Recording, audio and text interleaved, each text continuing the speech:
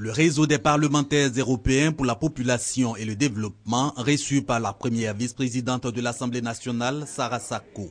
À la représentante de Guillaume Soro, la délégation est venue dire sa disponibilité à œuvrer pour une meilleure prise en compte des questions de population et de développement en Côte d'Ivoire. Yes, as I said before, first of all, is our task after this visit to advocate.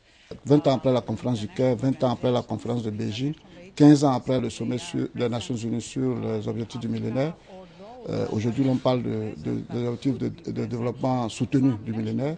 On n'a pas suffisamment mis l'accent sur le développement humain, l'homme au centre de tout.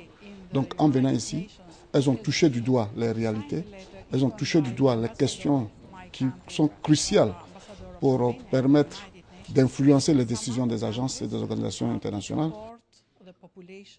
Avant la première vice-présidente de l'Assemblée nationale, les parlementaires européens ont échangé avec leurs pairs ivoiriens chargés des questions de population et de développement.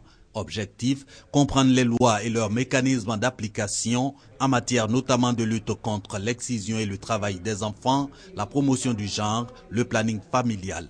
En réponse, le réseau ivoirien mis en place seulement en mars dernier a expliqué les avancées et difficultés. Nous sommes dans la phase de sensibilisation parce que le député même n'a pas de budget pour faire ce travail-là.